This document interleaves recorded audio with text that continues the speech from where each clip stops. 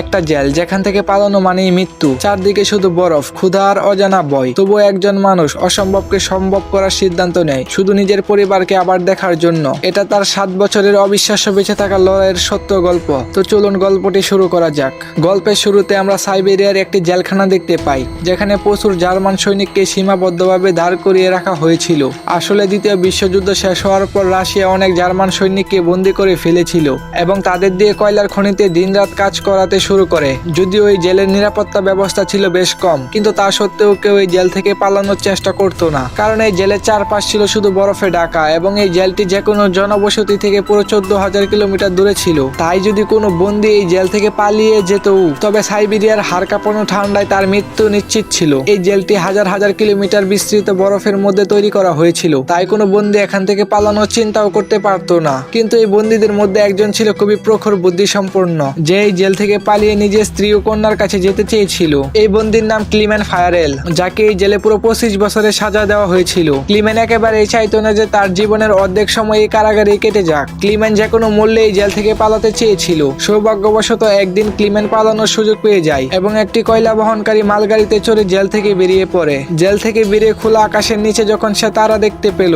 তখন সে খুশিতে আত্মহারা হয়ে উঠল। কিন্তু এই আনন্দ ছিল ক্ষণস্থায়ী। কিছুটা পথ যাওয়ার পরই মালগাড়িটিকে থামিয়ে দেওয়া হয় এবং যখন ক্লিমেন উকি মেরে দেখলো, তখন এক রাশিয়ান সৈনিক বন্দুক তাক করে তার সামনে দাঁড়িয়ে ছিল। দুর্ভাগ্যবশত এখানে ক্লিমেন ধরা পড়ে যায় এবং জেল থেকে পালানোর অপরাধে তাকে একটি ওপেন এয়ার সেলে বন্দী করে রাখা হয়। প্রচন্ড ঠান্ডা রাতে বৃষ্টি ক্লিমেনের অবস্থা আরো খারাপ করে দিয়েছিল। সেই সেলে ক্লিমেনকে কয়েক ঘন্টার জন্য নয়, পুরো 2 দিনের জন্য রাখা হয়েছিল। 2 দিন পর দিন সকালে জেলের ওয়ার্ডেন তার কাছে আসে এবং তাকে সেল থেকে বের করে আনে। তাকে কোনো নির্যাতন করা হয়নি, শুধু বলা হয়েছিল তোমার সঙ্গীরা অধীর আগ্রহে তোমার অপেক্ষা করছে। এখন যখন ক্লিমেন তার সঙ্গীদের সাথে দেখা করলো, দেখলো তারা সবাই লাঠি ও ডান্ডা নিয়ে তার জন্য অপেক্ষা করছে। তারা সবাই ক্লিমেনের উপর খুব রাগান্বিত ছিল, কারণ ক্লিমেনের পালানোর চেষ্টার কারণে তাদের সবাইকে গত 2 দিন ধরে ক্ষুধার্ত রাখা হয়েছিল। ক্লিমেন তখন বুঝতে পারলো ওয়ার্ডেন কেন বলেছিল যে তার সঙ্গীরা তার অপেক্ষা করছে। ক্লিমেনকে দেখা মাত্রই বাকি বন্দীরা তার উপর হামলা চালালো এবং তাকে খুব মারধর করলো। এই মারপিটে ক্লিমেন এতই আহত হলো যে তাকে জেলের হাসপাতালে ভর্তি করতে হলো। এই জেলের ডাক্তারও একজন জার্মান বন্দী ছিল।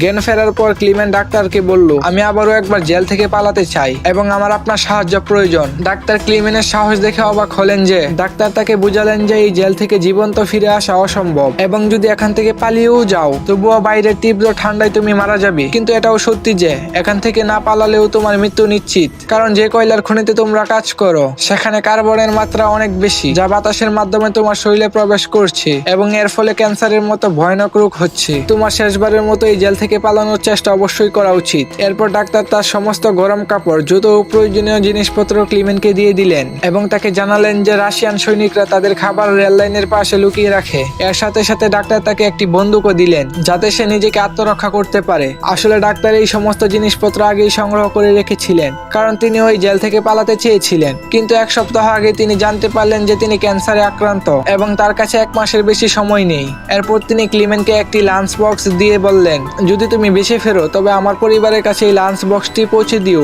এবং বলে দিও আমি আর নেই। এখানে আরো একবার রাতের অন্ধকারে ক্লিমেন পালিয়ে গেল এবং এবার সে মালগাড়ির বদলে পায়ে হেঁটে যাওয়ার সিদ্ধান্ত নিল। সে সারা রাত হাঁটার পর সকালেও হাঁটতে থাকলো, কারণ তার ভয় ছিল রাশিয়ান সৈনিকরা যদি তাকে ধরে ফেলে। সকালে যখন ওয়ার্ডেন জানতে পারলো ক্লিমেন জেল থেকে পালিয়েছে, সে সরাসরি ডাক্তারকে জিজ্ঞাসাবাদ করতে তার ঘরে পৌঁছালো। কিন্তু তার পৌঁছানোর আগে ডাক্তার আত্মহত্যা করেছিলেন, কারণ তিনি জানতেন ক্লিমেনের পালানোর কথা শুনলে ওয়ার্ডেন তাকে খুব কষ্ট দিয়ে মারবে। এরপর ওয়ার্ডেন অনেক রাশিয়ান সৈনিককে ক্লিমেনের সন্ধানে পাঠালো এবং তাকে জীবন্ত ধরে আনার নির্দেশ দিল। কিন্তু অনেক খোঁজাখুঁজির পরও ক্লিমেনের কোনো হদিশ পাওয়া গেল না। ক্লিমেনের সৌভাগ্য ছিল যে তুষারপাতের কারণে তার পায়ের ছাপ মুছে যাচ্ছিল, যার ফলে ক্লিমেনকে খুঁজে পাওয়া কঠিন হয়ে পড়েছিল। সবাই ভাবলো ক্লিমেন ঠান্ডায় জমে মারা গেছে, কিন্তু ওয়ার্ডেন মানতে রাজি ছিল না, কারণ সে জানতো ক্লিমেন খুবই শক্তিশালী এবং সে এত সহজে হার মানবে না। তাই সে তল্লাশি চালিয়ে যাওয়ার নির্দেশ দিল। অন্যদিকে আমরা ক্লিমেনকে দেখি যে পুরো উদ্যমে তুষার জ্বর পার হয়ে এগিয়ে যাচ্ছে। জেল থেকে পালানো 9 দিন পর হঠাৎ সে কুকুরের ডাক শুনতে পেল এবং পিছনে তাকাতেই দেখলো একটি স্ল্যাশ তার উপর দিয়ে আসছে। তার কিছু করার আগে স্ল্যাশটি তার উপর দিয়ে চলে গেল। তখনই ক্লিমেনের ঘুম ভাঙলো এবং বুঝতে পারলো সে শুধু স্বপ্ন দেখছিল। আসলে ক্লিমেন গত 9 দিন ধরে হাঁটছে এবং তার খাবারও শেষ হয়ে গেছে। ক্ষুধা ও ক্লান্তির কারণে তার পক্ষে এগিয়ে যাওয়া কঠিন হয়ে পড়েছিল, কিন্তু তা সত্ত্বেও ক্লিমেন হার মানলো না এবং চলতে থাকলো। কয়েকদিন পর তার শরীর আর সায় দিল না এবং ক্ষুধার চোটে সে অজ্ঞান হয়ে গেল। কয়েক ঘন্টা পর যখন তার জ্ঞান ফিরল, সে আশেপাশে অদ্ভুত আওয়াজ শুনতে পেল। তখনই সে এক একটি সিল মাছ দেখলো এবং তার চোখ উজ্জ্বল হয়ে উঠলো। সে দ্রুত তার বন্দুক বের করে গুলি করার চেষ্টা করলো, কিন্তু ক্লান্তি ও দুর্বলতার কারণে লক্ষ্যভ্রষ্ট হলো এবং সিলটি পালিয়ে গেল। ক্লিমেন যে কয়েকদিন পর বেঁচে থাকার ছোট্ট এক টুকরো আশা পেয়েছিল, সে এই সুযোগ হারাতে পারলো না। ক্লিমেন দ্রুত তার পিছু ছুটলো, কিন্তু দৌড়ানোর সময় বরফ ভেঙে পানিতে পড়ে গেল এবং তার পায়ে চোট পেল। আহত সত্ত্বেও সে সিলটির পিছু ছাড়লো না। যেই সে গুলি করতে যাবে, সিলটি একটি পাথরের আড়ালে লুকিয়ে পড়লো। ক্লিমেন আরো এগিয়ে গিয়ে সিলটিকে দেখতে পেল এবং সেটি পানিতে নামার আগেই সে তার শেষ গুলিটি চালালো। ভাগ্যবশত গুলিটি সিলটির গায়ে লাগলো। এটি দেখে ক্লিমেন খুশিতে আত্মহারা হয়ে উঠলো, কারণ এখন ভ্রমণের জন্য খাবারের চিন্তা আর রইল না। কয়েকদিন পর ক্লিমেন পেট ভরে খেলো এবং একটু বিশ্রাম নিয়ে আবার যাত্রা শুরু করলো।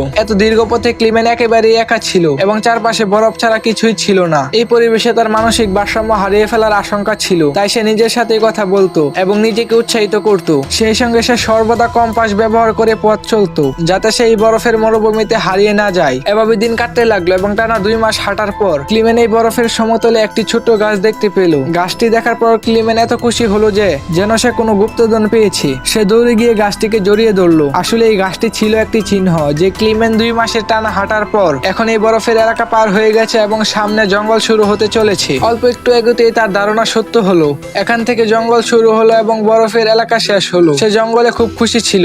সে কাঠ সংগ্রহ করে আগুন জ্বালালো এবং অনেক মাস পর প্রথমবারের মতো নিশ্চিন্তে ঘুমালো। কিন্তু পরের দিনটি তার জন্য কতটা শান্তিময় হবে কেউ জানতো না। অন্যদিকে আমরা অর্ডেনকে দেখি। সে তখনও ক্লিমেনের সন্ধানে ছিল এবং সে সার্চ পার্টিকে 500 কিলোমিটার এলাকা জুড়ে তল্লাশি চালানোর নির্দেশ দিল। অন্যদিকে ক্লিমেন একটি জঙ্গলের মধ্যে দিয়ে এগিয়ে যাচ্ছিল। হঠাৎ সেখানে একটি তুষার ঝড় এলো। ঝড়টি এত তীব্র ছিল যে বড় বড় গাছ উপরে পড়তে লাগলো। ক্লিমেন যে এগিয়ে যাওয়ার চেষ্টা করলো, একটি বড় গাছ তার উপর ভেঙে পড়লো। ক্লিমেনের ভাগ্য ভালো ছিল যে সন্ধ্যায় 2জন মানুষ সেখান দিয়ে যাচ্ছিলেন। তারা ক্লিমেনকে দেখে ফেলে এবং সময় মতো তার জীবন বাঁচায়। এরপর তারা 3জন একসঙ্গে এগিয়ে চললো এবং অনেকদিন যাত্রার পর বরফের সমতল এলাকা থেকে বেরিয়ে এলো। পথে তারা একটি নদী পেল, যা পার হওয়ার জন্য কাঠের একটি নৌকা তৈরি করলো। নদী পার হওয়ার সময় তারা নিজেদের মধ্যে গল্প করতে লাগলো এবং একে অপরের ছোটবেলার কাহিনী শোনালো। কিন্তু হঠাৎ নদীর স্রোত তীব্র হয়ে গেল এবং নৌকাটি নিয়ন্ত্রণহীন হয়ে পড়লো। এমন পরিস্থিতিতে একজন সঙ্গীর ভারসাম্য নষ্ট হয়ে গেল এবং সে সরাসরি নদীতে পড়ে গেল। সে সাঁতার জানতো না, তাই ডুবে যাচ্ছিল। এটি দেখে ক্লিমেন পানিতে ঝাঁপ দিল এবং কোনো মতে লোকটিকে তীরে এনে তার জীবন বাঁচালো। অন্যদিকে তাদের দ্বিতীয় সঙ্গী তাদের 2জনকে ডুবে যাওয়ার জন্য ফেলে রেখে একা এগিয়ে গেল।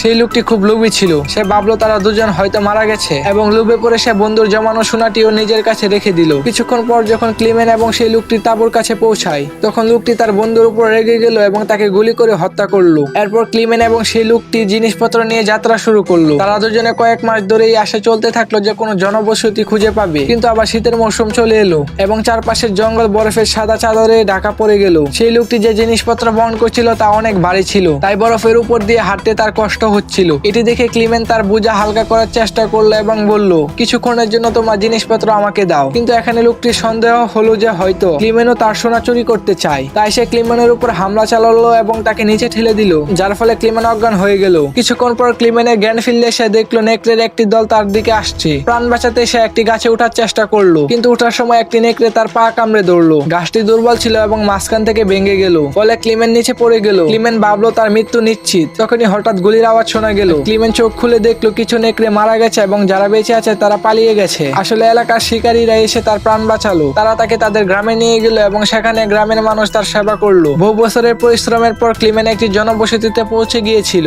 মানুষ দেখে সে খুব খুশি হলো। বেশ কিছুদিন সে গ্রামে থাকলো এবং গ্রামবাসীরা তার খুব যত্ন করলো। একদিন গ্রামে একটি চিঠি এলো, যার কারণে স্বয়ং ওয়ার্ডেনের ছিল। তাতে লেখা ছিল যে একজন জার্মান সৈনিক তাদের জেল থেকে পালিয়েছে এবং যদি কেউ তার আশ্রয় দেয় তবে সে গাদ্দার হিসেবে গণ্য হবে। এখন অনিচ্ছা সত্ত্বেও ক্লিমেনকে সেই গ্রাম ছাড়তে হলো, কারণ সে যদি এখান থেকে না যেত তবে ওয়ার্ডেন গ্রামবাসীদেরও সাজা দিত। যাওয়ার আগে গ্রামের মানুষ তাকে খাবার এবং একটি শিকারী কুকুর দিল। এই দীর্ঘ সফরে এখন ক্লিমেনের একটি সঙ্গীও তৈরি হলো, তাই এখন সে আর একাকিত্ব অনুভব করতো না। পথে তারা একটি কাঠের কারখানা দেখতে পেল এবং কুকুরটি খাবারের খুঁজে সেদিকে ছুটলো। এখন ক্লিমেন তার কুকুরকে বাঁচাতে কারখানার ভেতরে গেল। সেখানে কর্মীরা ক্লিমেনকে চিনে ফেললো এবং তাকে মালিকের কাছে নিয়ে গেল।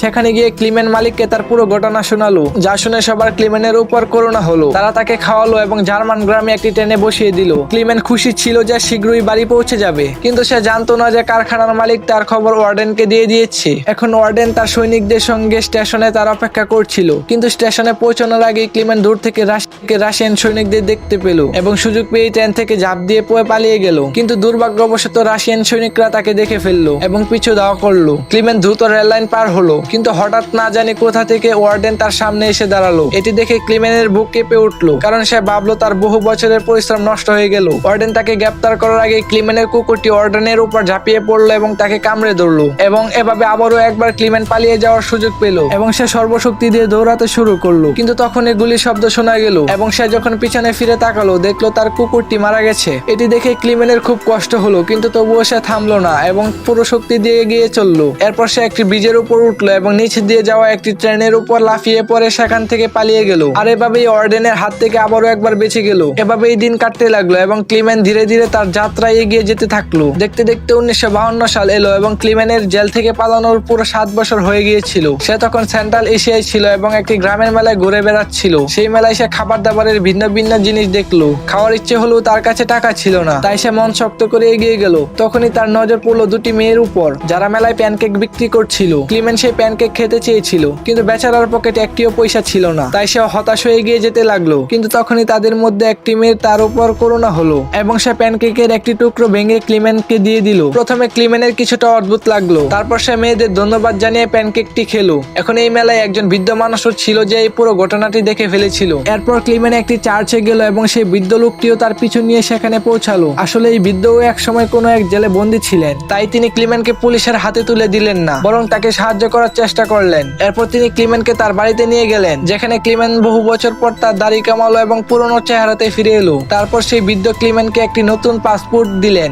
যাতে সে রাশিয়ার সীমান্ত পার হয়ে জার্মানি পৌঁছাতে পারে। ক্লিমেন বৃদ্ধর উপর খুব খুশি হলো। যাওয়ার আগে ক্লিমেন তাকে ধন্যবাদ জানালো এবং রাশিয়া ও জার্মানির সীমান্তের দিকে বেরিয়ে পড়লো। কয়েক সপ্তাহ পর ক্লিমেন রাশিয়ার সীমান্তে পৌঁছালো এবং সেখানে উপস্থিত রাশিয়ার সৈনিককে তার পাসপোর্ট দেখালো। এখানে ক্লিমেনের ভয় ছিল যে সৈনিকটি হয়তো তাকে চিনে ফেলবে অথবা জাল পাসপোর্ট ধরা পড়ে যাবে, কিন্তু সৌভাগ্যবশত এমন কিছুই হলো না এবং সৈনিকটি ক্লিমেনকে সীমান্ত পার হওয়ার অনুমতি দিল। এখন ক্লিমেনের এটি দেখে এত আনন্দ হলো যে সে চাইলেও তার হাসি থামাতে পারলো না এবং অবশেষে সে সেই ব্রিজের উপর এসে পৌঁছালো, যা পার করলে সে তার দেশ জার্মানিতে পৌঁছে যাবে। কিন্তু অর্ধেক পথ পার হতেই তার চোখের সামনে একটি তীব্র আলো পড়লো এবং যখন সে চোখ খুললো দেখলো ওয়ার্ডেন তার সামনে দাঁড়িয়ে আছে। ক্লিমেন পিছনে ফিরে তাকালো এবং দেখলো সে এখনো রাশিয়ার মাটিতেই আছে। তার মানে ওয়ার্ডেন এখনো তাকে গ্রেফতার করতে পারে। ক্লিমেনের হৃদয় ভেঙে গেল, কারণ তার এত বছরের পরিশ্রম বুঝি শেষ হতে চলেছে। কিন্তু তখনই এমন কিছু ঘটলো যার আশা ক্লিমেন নিজেও করেনি। ওয়ার্ডেন তার রাস্তা ছেড়ে দিল এবং তাকে এগিয়ে যাওয়ার অনুমতি দিল। প্রথমে ক্লিমেনের বিশ্বাসই হয়নি, কিন্তু তবুও সে সাহস করে এগিয়ে গেল।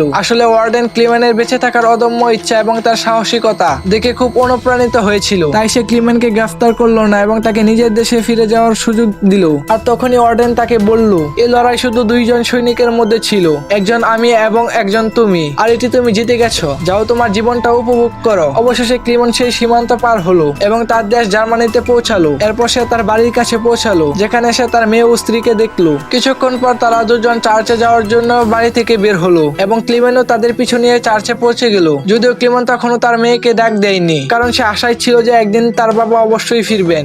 যখন তার মেয়ে পিছিয়ে ফিরে তাকালো, সে তার বাবাকে চিনতে পারলো এবং দৌড়ে গিয়ে বাবাকে জড়িয়ে ধরলো। এত বছর পর ক্লিমেনকে জীবিত দেখে তার স্ত্রীর আনন্দের আর সীমা রইল না। অবশেষে তারা তিনজন একে অপরকে জড়িয়ে ধরলো এবং এর সঙ্গে এই সত্য ঘটনা অবলম্বনে এই নির্মিত সিনেমাটি এখানে শেষ হলো। আশা করি আজকের গল্পটি আপনাদের ভালো লেগেছে।